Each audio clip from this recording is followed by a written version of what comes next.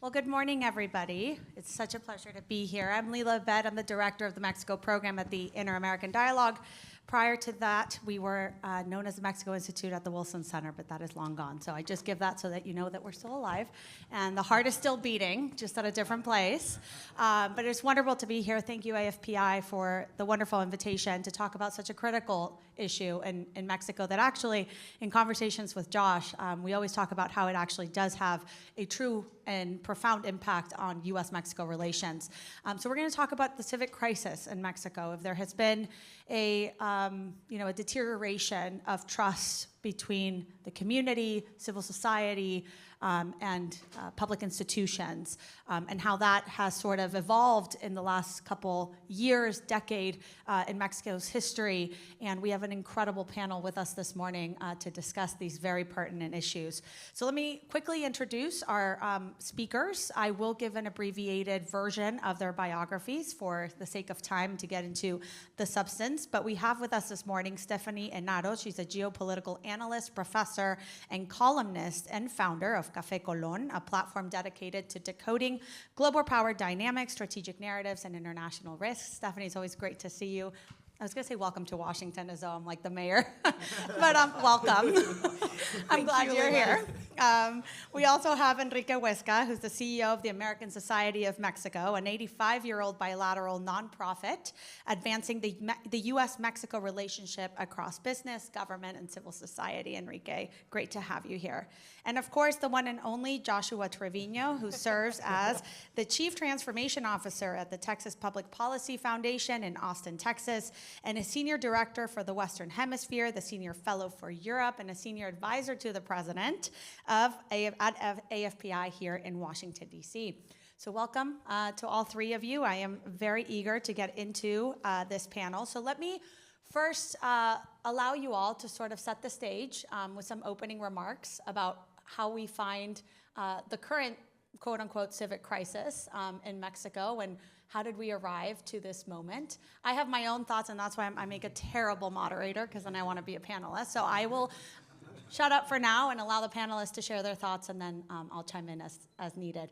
But Stephanie, why don't we start with you? Okay. First of all, I want to thank you for the invitation. It is an honor to be here in Washington, talking about an issue that is not merely Mexican, but profoundly North American, because we have to start thinking about each other like that.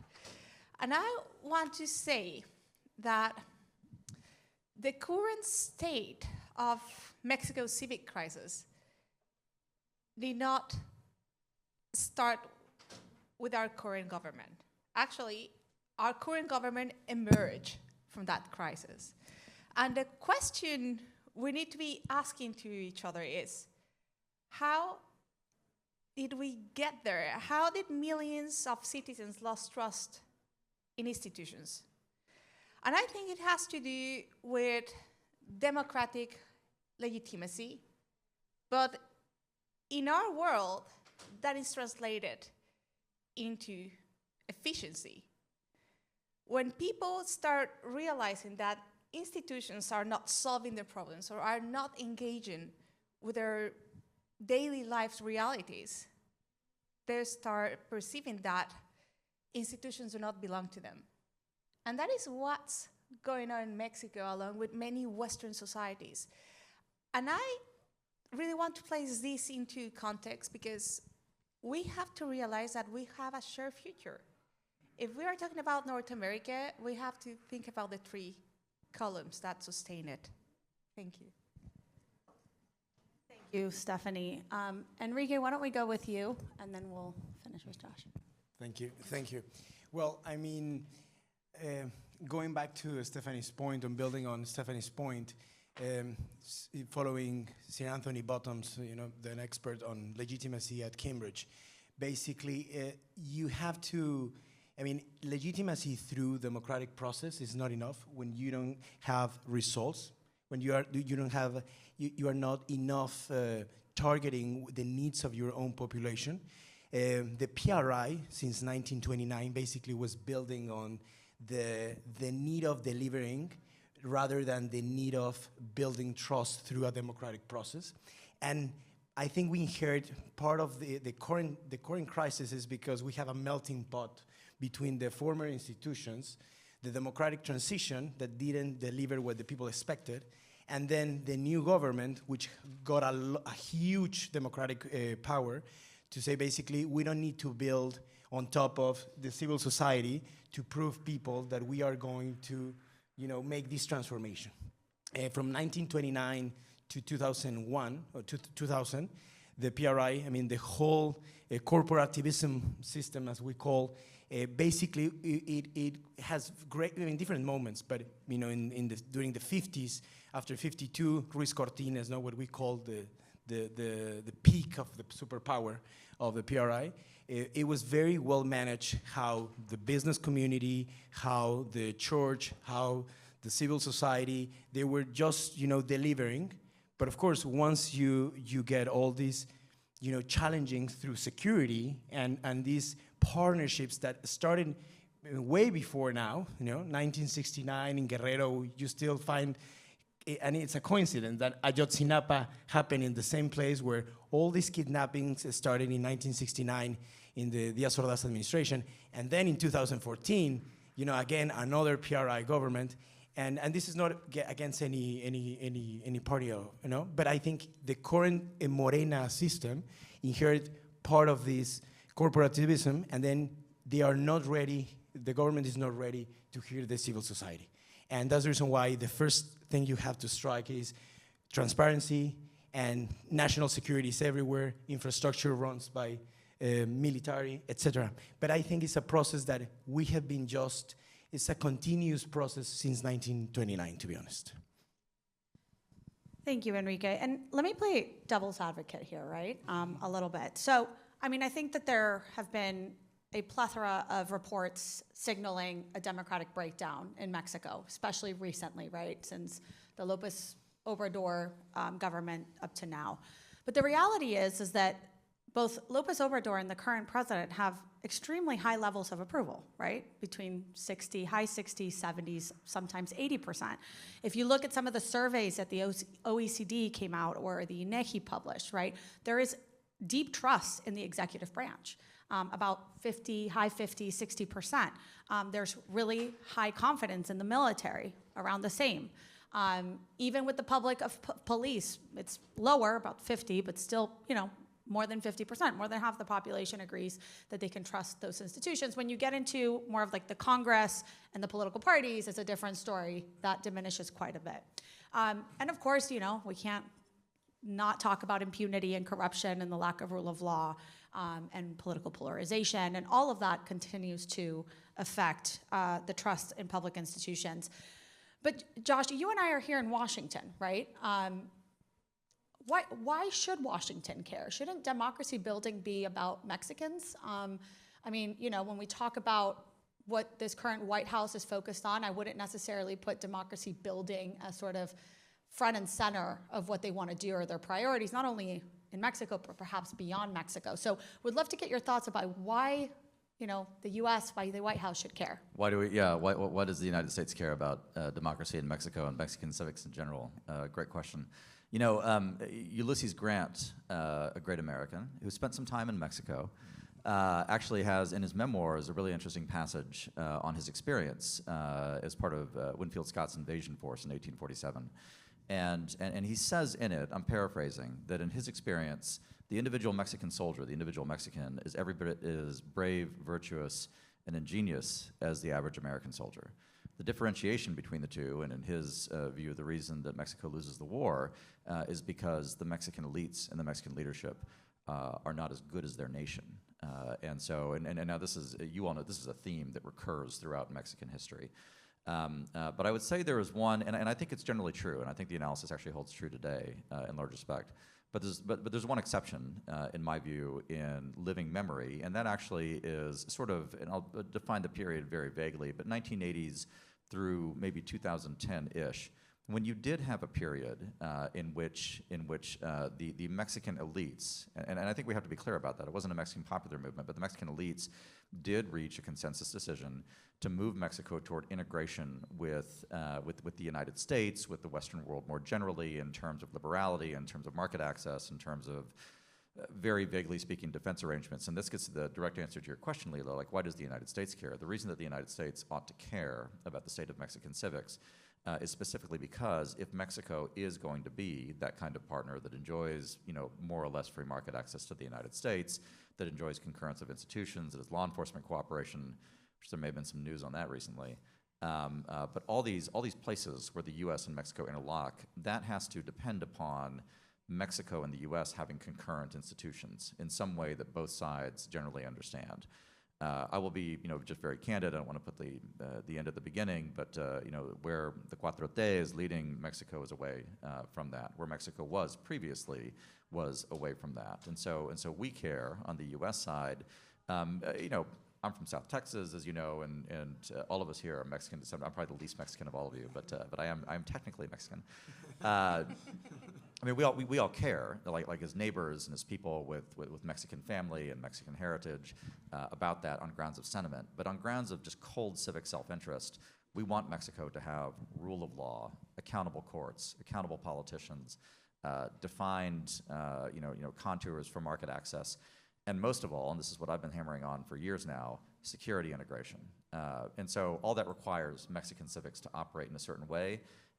And it's a way in which Mexico is increasingly less operating, which is why we have this panel. So, Josh, can I ask a really quick follow-up question on that? Yeah. So, and I don't want to pivot or go further away into the hemisphere here, but what about Venezuela, right? It's not necessarily the most democratic government, one would argue, and yet, there is free market access, at least now. They're getting, at least what they want in terms of business. And if you look around the world, there seems to be a pattern, or at least a strategy that, you leave what's sort of working, if it's working, and then as long as they play ball on business, that seems to work as well, so.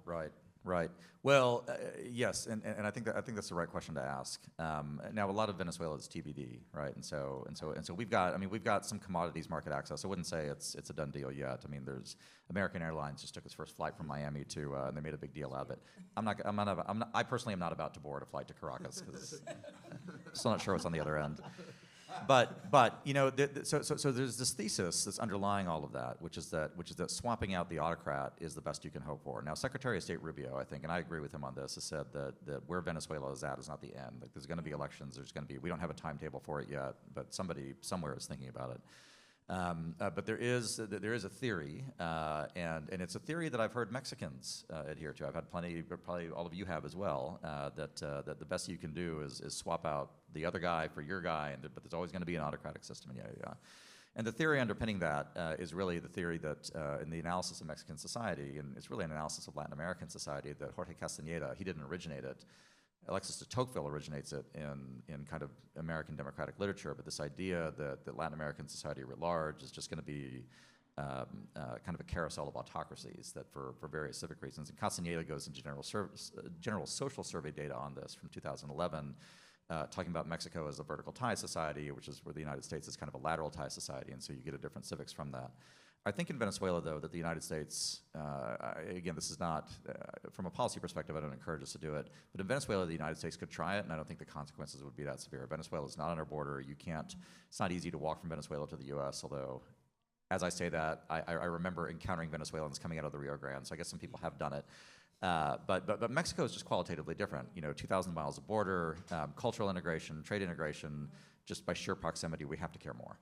Thank you, Josh. All right, now turning over to Enrique, we'll start now with you. I mean, I sort of signaled where there is real trust in Mexican public institutions from its citizens, right? But very interestingly enough, only 37% of Mexicans are satisfied with their democratic system, right? That means that 61% of Mexicans are unsatisfied with their current democratic system. In fact, the Pew Research Center came out with some data that was super interesting to me. Mexicans, 36% more of Mexicans today believe that a military regime would be better.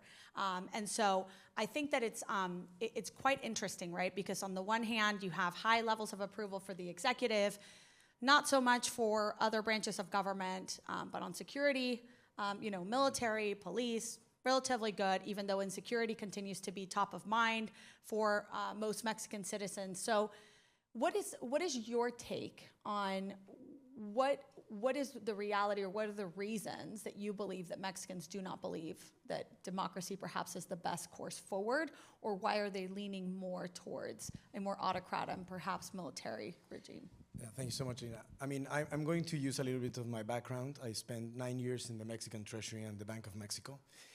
From 2009 to 2018. I'm part of the technocrats who left the country.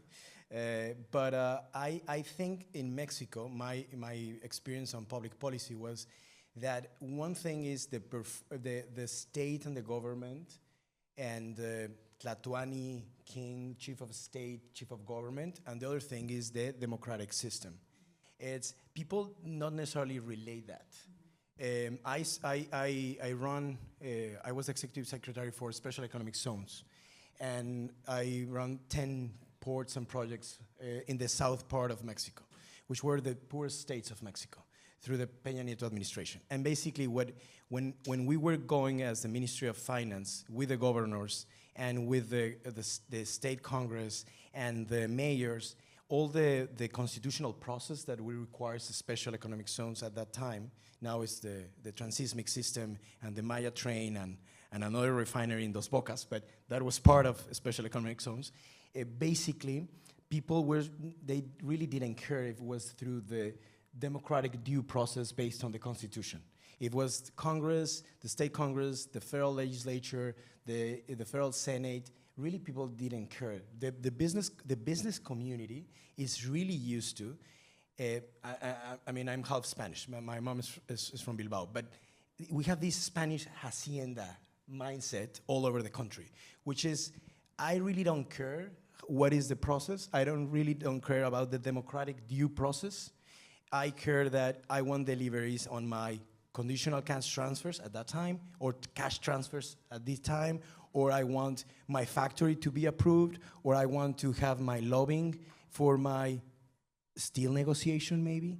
It's like everyone is taking their own part on the system, and we live in this very Bourbon, court still in Mexico, where some few gets the approval of the king, or it's part of the court, rather than having, as the United States, we have, very transparent ways to get deliveries. Then in reality, if your formal system says it's democratic, but in reality, on facts, in facto, no, as the Latins used to say, the Romans, in facto, everything is through the president, the governor, the CEO, the chamber, whatever. It really doesn't matter, the democratic systems, because we don't have democratic systems even in our own institutions, no? Then that's the reason why there's no way they can connect performance with democracy. That's my personal opinion. Stephanie, do you think that there still is sort of this balance, this checks and balances in Mexico, despite the fact, many argue that we could be back into a one dominant political system. I argue that it's much more complex than that. But do you think that there's still checks and balances? Do you believe that people truly, in Mexico see Morena as a venue, or as a channel to truly have their voices heard? Or do you think that they feel that this is actually going the other way, right? More towards an undemocratic system of governance that, at the end of the day, makes the civic crisis even worse? That's actually a really good question, and it has a really complex answer because it's not simple what's going on in Mexico.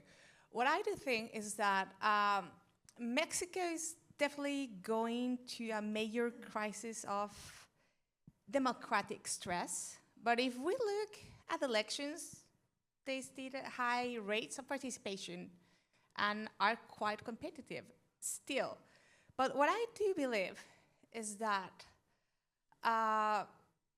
people are engaging more towards persons instead of institutions, because they start missing identity with institutions. And I believe that if we carry on this way, many voices won't be heard anymore because we won't have the appropriate channels. Other thing that we have to understand is that Mexico has never really had a civil society in the way Alexis de Tocqueville described it, mainly because we have major geographical challenge. And when we think about our civic society, it's not because we are not educated enough, we don't care enough, it's because we have geographical challenge. We have mountains pretty much everywhere that divide our country, and that's why it's so difficult to communicate between communities. So we haven't really reached a point when we can talk about a commonwealth, a national commonwealth. We haven't got to that point. And maybe this is like a wake-up call so we can do it.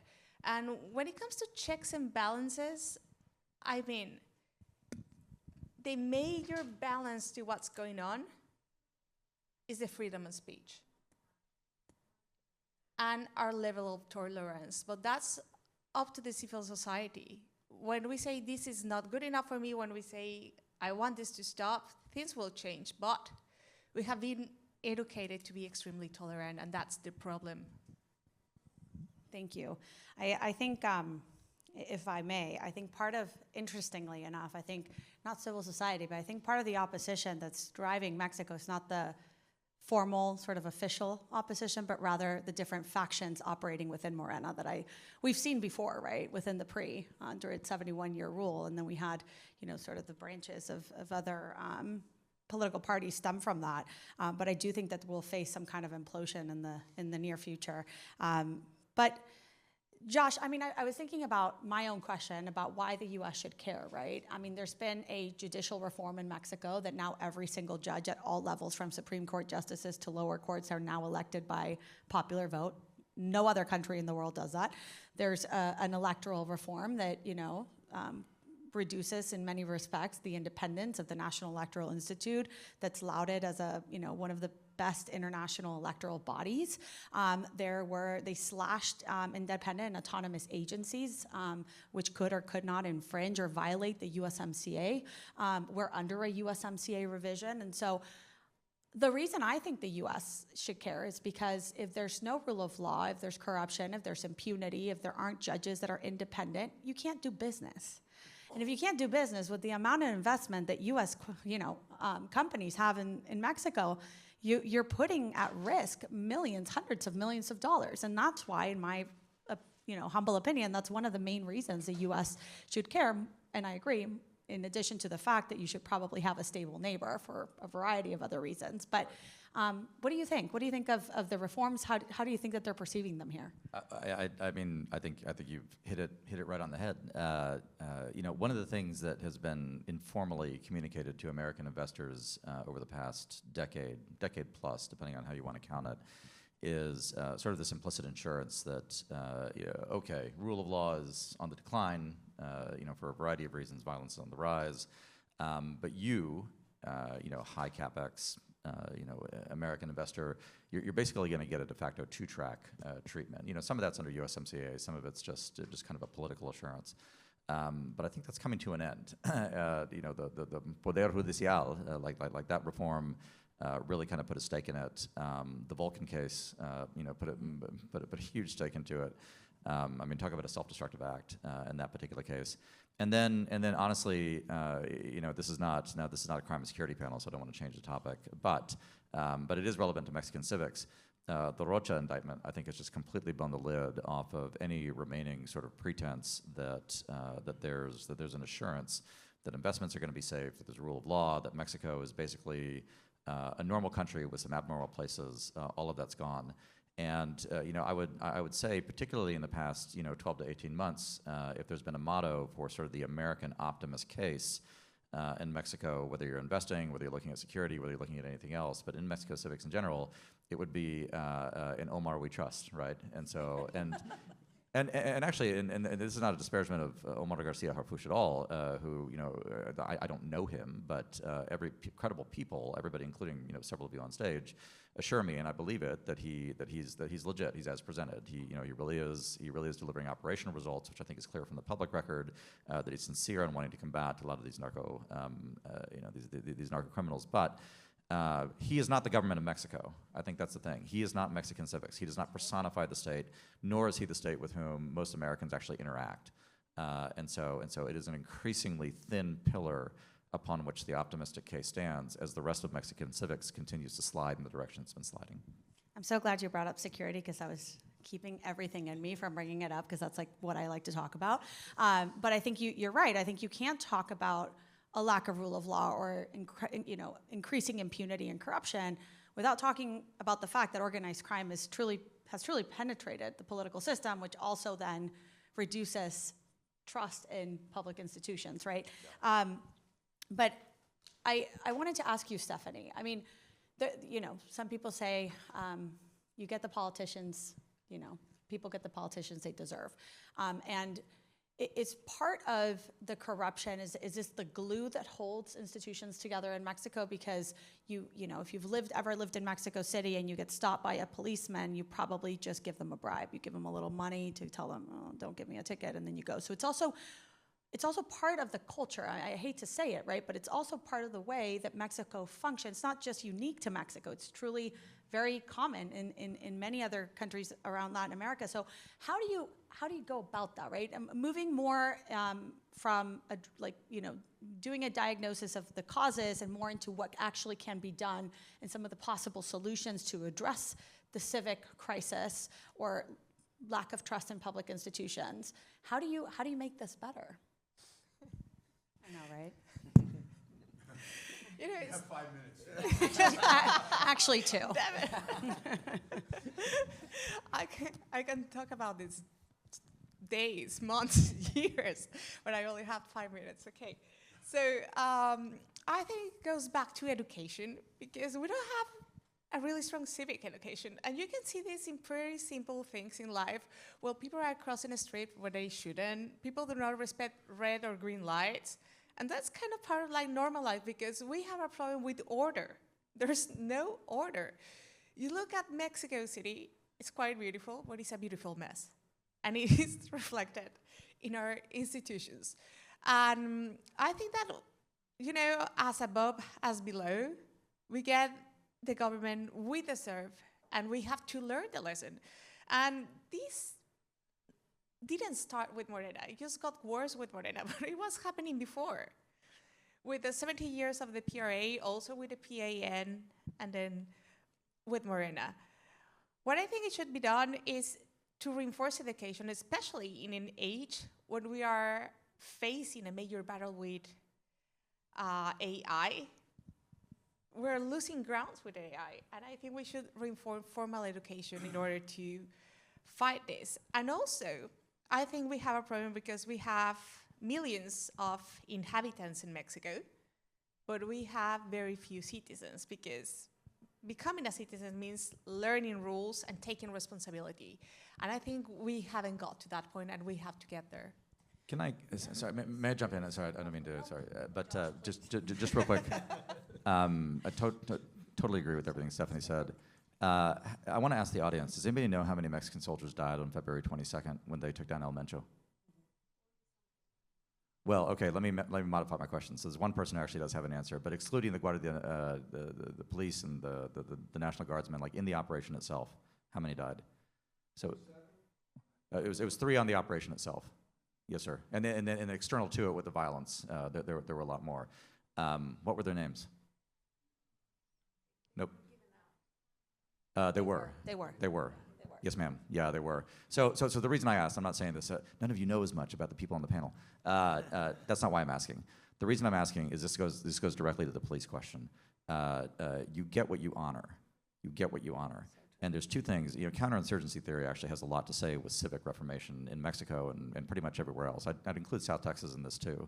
One of the things that I saw, and some of you saw this when I was in Mexico City back in March, and I got to give some public remarks, thanks to some people in this room, but I always made sure to honor the Mexicans who fell in the El Mencho operation because they gave their life to their country. They're true patriots. And they were also defending the United States at the same time. These are men who deserve to be known. They deserve to be honored because they laid down and sacrificed themselves for a greater good. And every single time I did that, people in the room came up to me and said, I've never heard anybody do that in Mexico. We don't honor these guys because the soldiers are the help. The police are the help. They're not people to be honored. We don't know their names, and there's not this culture of it. There has to be a culture. First of all, you got to pay the police better. And I'm not saying that as a joke. That's actually a serious thing. Like it needs to be a real profession with real pay. But at the same time, you've got to elevate and you've got to honor these professions because otherwise, this culture of corruption continues. And in fact, that's something that Omar Garcia has done yes. quite well. He started at the and PGR and has done it in Mexico City and now at a national level. And I think that's why there's so much respect, because the respect is mutual. It goes both ways. And he's really Agreed. delivered on that. And so I think, just speaking to what you just said, I think that's a huge reason why he has been so successful. But to all of what you, Stephanie, and what Josh have just mentioned, and Enrique, over to you. I may be completely wrong, and it's a very somber sort of outlook, but could it just be that Mexicans, the majority of the Mexican population lives day to day, that they don't actually really care as long as they get more cash in their pockets, right? And there's an argument to be made there, because I think Lopez Obrador, love him or hate him, he's a brilliant politician that probably knew Mexico more than any other politician. Populist, yes. Did good and bad, yes. But I think he truly understood that the majority of Mexicans just need more cash and need more attention and feel like someone's listening to them. So instead of talking about the big judicial reforms, instead of talking, what most Mexicans see is they get a cash transfer on a monthly basis, a stipend. Do you think is it too basic? Is it too simplistic to say that that's maybe why they don't really care about being citizens, and rather just because they have a day-to-day reality where it's, can I have food on the table? Can I have the basic medical care? Can I, have more money in my pocket because there aren't enough opportunities? I think he definitely understands very well the Mexican ethos and all the Mexican challenge from the real people. A country that, thanks to NAFTA, just moved from one hemisphere to another one, as Huntington said. With that growth, just think about, from 2003 to now, the industrial GDP of Nuevo León has grown 10% average. But what does that mean for the common Mexican when you see the Gini coefficient just growing and inequality? Then, it's what matters for a person, the Nissan plant in Aguascalientes, or what matters for someone, it's a job and I get paid better now, because maybe my grandfather was a peasant and he was little paid, and thanks to American investments, now they can compete for my labor, but still, I need to live day by day. Conditional cash transfers since the Cedillo administration, Salinas, exactly, Solidaridad, you're right, Lina. Since it proved the government how, beneficial is to hold boats, power, build these networks, control the income, because our people is needed of income. And when you see, as Josh mentioned, and this is true in our ethos, in this caste system since the Spanish crown, where the help, the leadership, and in that structure, well, people get tired. They need to face insecurity. They need to face schools. They need to face, there are people in Mexico City who commute 4 hours per day. That they go from Cuautitlan to, I have been 8 years full-time in the US now, and now that I'm going back thanks to the American society, and my president is not here, then I can't complain. No. But now that I came back to Mexico City, it is really crazy the efforts that people goes, for example, to the west part of the city, Santa Fe, the whole idea for, amazing development, the Salinas, 21st century, prosperous part of the city. But then you have people coming from the east side of the city, spending 4 hours where they don't have the right, the good services. What matters for them? Macroeconomics. What matters for them? Inflation is translated by my ability to pay. But if the government is transferring to me that need of paying more, I mean, just think about it. Mexicans are as smart as any smart street people all over the world. And then if I have more cash in hand, well, one day I'm going to go to the hospital and I will need a medicine. But now what I need really is to pay for my kids' expenses. What I need is to get rid of this gang here. You know, the daily life for a Mexican average is really tough. And being 8 years outside of, based in Houston, when I hear all the complexities of Houston, I say, well, you don't have an idea of what is really, Long Point is tough. But you know, there's other places, you know, far away, complicated for an average citizen. And I think the end is, I think Mexicans, as many people, as anyone in the world, we want, you know, a better country, better institutions, democracy, transparency. But if on your daily basis you are struggling with basic needs and you see this huge social inequality, because let's be clear, in economics, from my economics perspective, Mexico is very similar to the Teddy Roosevelt moment with the tycoons. Our country is run by tycoons, and tycoons are concessions, and concessions is the government system created by the Habsburgs and the Bourbons, and we just inherit that hacienda model. Then, with all respect, it's not so easy for an average Mexican to deal with this daily challenge. I'm sorry to go back to the sort of original question that I posed to Stephanie, but like, how do you solve this? And I think I'll pose this to both of you, but Josh, I'm looking to you for obvious reasons. You know, there is a sense in Mexico that the US is the only one that can come in and, quote unquote, fix it, right? And so while now, right, not only are we in a civic crisis, I would say in potentially one of the biggest political crises with the indictment of not just the governor, but 9 other public and former officials, which to me is the tip of the iceberg. And so while the Mexican government is talking about whether it was a formal extradition or it was like provisional arrest, the reality is in the United States, they're saying, is this going to happen, or are we just going to have to push more? But the majority of Mexicans actually that just got surveyed, they actually do think that the governor should be extradited. So why invest in Mexico's judicial system? Why invest in its courts? Why invest in its judges if it can't even actually prosecute, investigate its own politicians? So I guess the question is like, is there actually a solution to this? Mexico has changed from an accusatorial system to a different one, to now all the judges being elected by popular vote. Like, it continues to experiment. It hasn't gotten it right because of corruption. Should the US actually use its resources, its people, potentially a military strike, potentially troops on the ground? I mean, President Trump just sort of alluded to it. You know, what kind of role does this play? If I actually agree with what President Trump said yesterday, because it's something that you and I, several of us, have talked about it in this room. If Mexico doesn't do it, the United States will, and it's unfortunate, but it's true. Like this is the old paradox of kind of Mexican nationalist civics. La soberanía es la cosa más importante.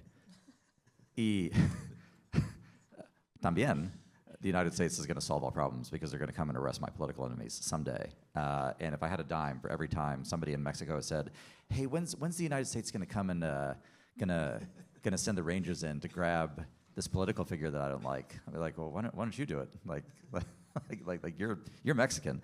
But the reality is that eventually it becomes too much for us to ignore. So I think a successful policy on the U.S. side, to be 100% clear, has no U.S. boots on the ground, has no involvement in Mexico, no U.S. involvement in Mexican civics at all. But what I think Palacio Nacional and the 4T in particular, that is fundamentally anti-American, in my view, does not understand is that they compel American involvement by their failure to govern, honestly, and by their failure to enforce real sovereignty, which is the sole authority of the state. And so here we are. To your point, Josh, and over to you, Stephanie, to hear your thoughts, and we'll open it up for questions from the audience. I mean, I think one of the biggest lessons, in my opinion, that we can learn from the Trump administration so far is that it finally has wielded power, right? I truly don't believe that we would have seen the results on the security front with Mexico in the year and more if the White House had not pressured. I've worked in the Mexican government and different security institutions. Like the Mexican government has known where the Mencho has been. It was a lack of political will, right? And so I think that this continuous pressure from the US has actually rendered quite a few important results. I don't think that's where it's going to stop. It's politicians that are now going to be, that have nexus or clear ties with organized crimes that will be prosecuted or indicted by the United States. But I also think they're going to be pushing for joint operations on the ground, which I think, again, talking about the sovereignty piece of this, it's going to become increasingly complicated for Sheinbaum. And yes, there's a contradiction in terms of the sovereignty and the have the U.S. come in safe, but there's also a reality in many Mexicans' psyche that is very anti-imperialist, right? They still, in many regards, really like AMLO and really like Sheinbaum because, not in reality, but they kept selling like, we stand the same, we stood up to the U.S., like we're equal partners. Like, in reality, like that's just not the reality, right? But I think there's something to be said there about a selling point. So, Stephanie, I mean, you're in Mexico. You study geopolitical, risk, and you're a great analyst. What are your thoughts, like, about what Mexicans are thinking about now about this U.S. indictment? And I bring it up because it goes into the civic institutions and the fact that it can't prosecute its own politicians. Do you think this will help in any way to maybe open up Pandora's box finally and have them actually prosecute some of their own? I think it's quite interesting because when I was flying here yesterday, I saw the front page of Reforma, one of the main journals in Mexico, and they had this survey where half of Mexicans believe Rocha Moya was indeed working with drug cartels, and half of them also believe that the Mexican government won't surrender Rocha Moya to the U.S., even if public opinion wants Rocha Moya to be surrendered, because we are all sick and tired of dealing with drug cartels. I think that this would definitely put pressure on the Sheinbaum administration, because if she does not react, then her whole speech of sovereignty will fall down, even if in real terms sovereignty is challenged by drug cartel presence, because pretty much 40% of the Mexican territory is controlled by drug cartels. So that's not something that has to do with the US, but we have an internal issue to solve first. And also, I think that with this US pressure, we have to face our national reality. I mean, we've been talking about narcopolitics since the 1990s. I can't believe we haven't done anything to solve it. And I think this pressure is good, and I think we need to solve it ourselves, because we have to take responsibility for our country's future. Thank you, Stephanie. We're going to open it up to questions. I think there's one over there to start. Can you hear me? Yeah. I can hear you. It's a good voice. We're recording it, so use the mic. Okay, so you're talking about the denigration of a civil society. I think it's important that there should be some test case, and I think the morality of the country, which you talk about the culture. Do you see that the atheist takeover of a lot of the culture? Mexico used to be a very God-fearing country, which gave it a basis of moral code outside government. You can't legislate morality. I mean, we're depending on the changing of a culture within legislation of a country. How do you see us helping, even in our own country, right? This movement where we're not anchored to any moral code has consequences.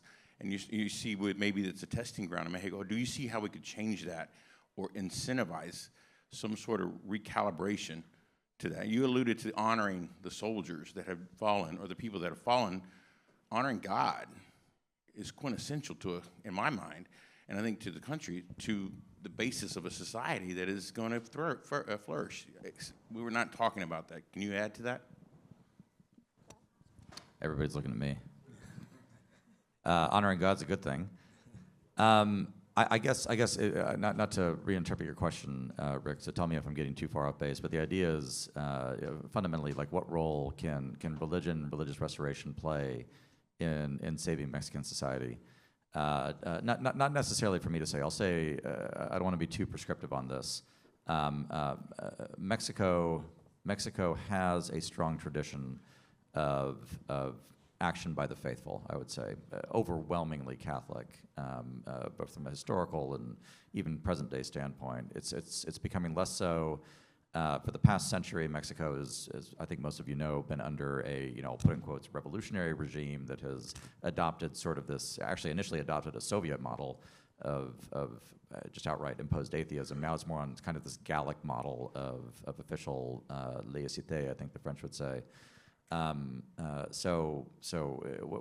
you end up with is a scenario in which, if you're relying on the Catholic hierarchy, the bishops are effectively neutered, basically, from a political standpoint. They don't own property. They're in a system where it's expected that they're going to stay, well away from politics, which, bishop, I guess, probably should. But if you're looking for a movement of the faithful, I had a conversation with a Jewish friend, a very good man, who is a supporter of a lot of our work, very interested in Mexico, who was asking about this, like why don't the small O Orthodox Catholics rise up? And my answer to them was, living a life of faith in Mexico is hard, regardless. The challenges that Enrique's talked about, just getting through daily life. And so I think, maybe we should entertain, I agree, Rick, with everything that you've said, that, this should be a part of national restoration. But at the same time, I would also consider the possibility that the faithful, people of faith, Catholic, Protestant, anybody else, are already doing more than we recognize at the level at which people live. Can I jump just quickly? Building on Josh's point, I think we were trained on this revolutionary model on have like a schizophrenia between your private life and your public life. When you move to the US, that's not the same thing. It's like you stop, and it doesn't matter. It doesn't matter what is your code. There is a rule of law. But your values are in line in your life, in your daily life. In Mexico, I mean, when we were in schools, the Catholic schools, they needed to, take out all the images, the religious images. When the supervisors used to come from the Ministry of Education. When you talk to your cousins overseas or in the US or in Spain, they will say, that's crazy. Well, no, it's Mexico. It's schizophrenia, but yeah, it's double moral. It's in front of the law. We are, the law says you can't have religious education institutions until 1991. Then I think that really affects the society, because you don't have unity of life. And I think that's a huge challenge we're facing still now.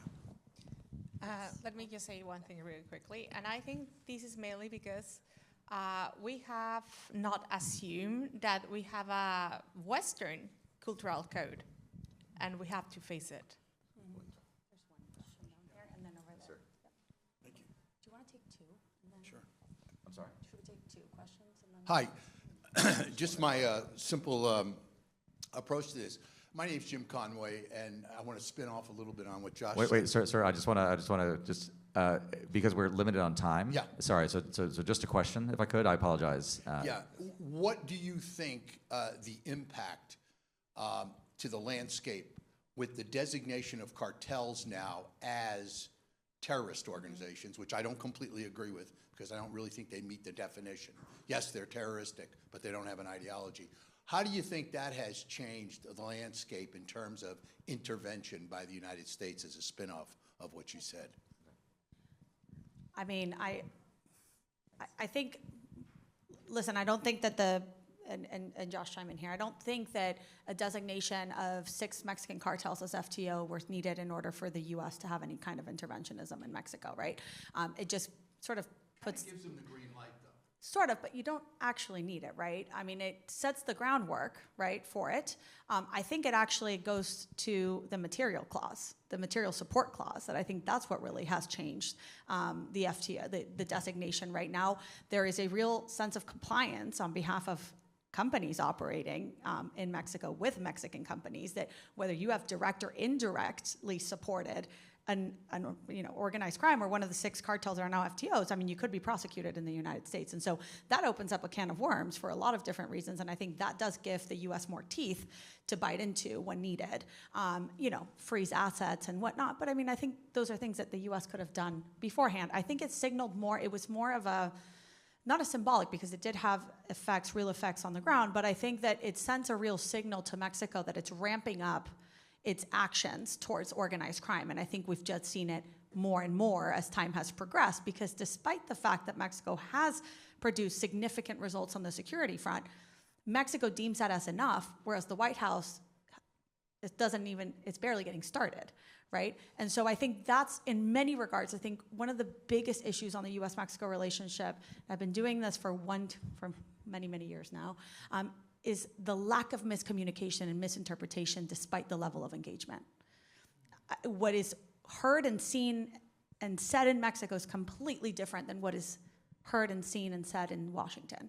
And I think that's ultimately what eats away at this actually getting better. But anyway, Josh, I know you want to add. Just real quick, a very smart young man named Antonio Sosa wrote the foundational research working for me that led to the president issuing the FTO executive order on January 20th, 2025. I'm giving credit to Antonio, not taking it for myself. He's an extremely intelligent guy. So I do think that they meet the criteria, but even if one does not, the political point, the material support point is pivotal. But it does have a positive effect, transforming the politics and emphasizing the importance of the issue to the United States. And I have always argued facilitates policies, like expands the policy universe and the menu of options that I think from a deterrent standpoint, we want the Mexican side to understand that the United States retains. All right, we're coming up on, we have one more question. No, go ahead. I think we can answer one more question and then we can close. I'll try to be as quick as possible, I promise. Well, at least from my perspective. Can you introduce yourself really quick? Santiago Ginebra. I represent a university in Mexico here in the alumni community in DC.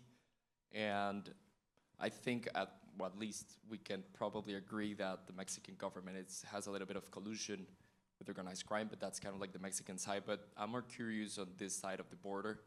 At the end, from my perspective, this problem also is about economics. So in economics, you need supply and demand. And how do you get the drugs from northern Mexico to states which are very far away from the border? Like, what's the role of these cartels within the U.S.?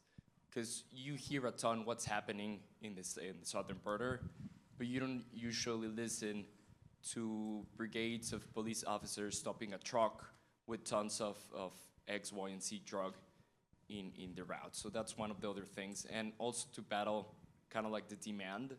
Some example I like to share is how the US was very successful in stopping kids and teens into getting into tobacco consumption. It seems then that the US is very successful in these kind of policies.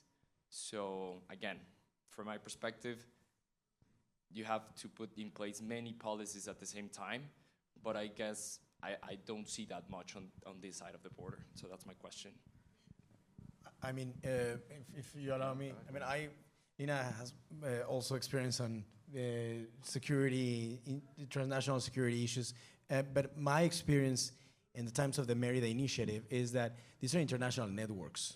And it's not just like, I mean, the Mexicans serve one part and the Americans serve the other one. It's a melting pot of networks.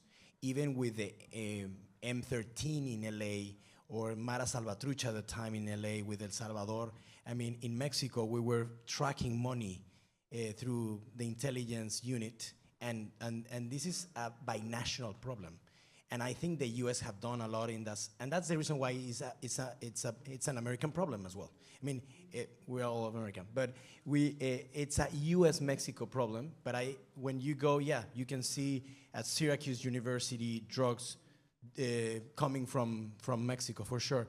But that doesn't mean it's like in the border they stop, deliver to the Americans, and the Americans deliver to the university. It's a complex international logistics binational system, which that's the reason why I think affect both countries.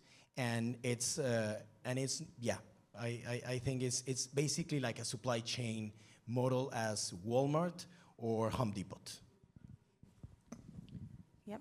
All right, we have 2 minutes, so I'm going to give each of you literally 45 seconds to close this off. I do want to just say thank you to the three of you for sharing your deep expertise and knowledge on these issues, and thank you to AFPI for putting this together and for inviting all of us to sit on this panel, and thank you to all of you for being here. So with that, some closing remarks.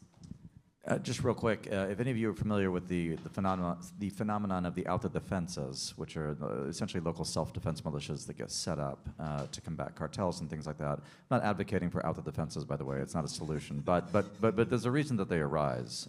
And one thing that is frequently a nucleus of local autodefensas is Mexicans who return from the United States who are fired up by the realization that there is a model of individual rights and dignity that's fully applicable to Mexicans, by the way, that they then assert in their own home country. And so I think that is an example of a positive civic influence that the United States can have on Mexican civics that can be adapted to Mexican civic conditions over the long run. So there is still, despite everything, reason for hope.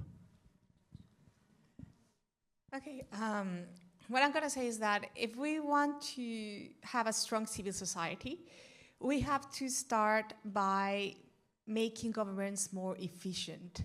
If we don't think our governments or institutions solve our everyday life problems, this is just not going to happen. And the way to do that is through education, which is really, really necessary. But also, we have to engage in strengthening local institutions, like municipalities in the Mexican case, and also taking into account that we are part of a region. Like, if you take a look at the USMCA treaty, it's kind of like a North American federation. We have to assume we're going that way, and if one part of North America is not stable, the other parts won't. Well, I'm very grateful for the invitation, Lina, Josh. I think privileges comes with responsibility. And I think it's over this monotopic relationship where everything is trade and privileges and benefits. If we want deep understanding, as Stephanie was mentioning, and this like federal system, we have to start talking about security, rule of law, energy, and we have to start being straightforward. The problem especially in the Mexican side, is that we are not straightforward. We like to silo topics, and it's time on a partnership, but especially on a new stage of relationship with neighbors that should be allies, not just business partners. And we are brothers, and we share values, and we have a civil society that is building these bridges. It's time to be straightforward, and then with truth, it comes trust. Thank you, everybody. Thank you. It's been wonderful. Thank you to all three of you. Thank you, Leila.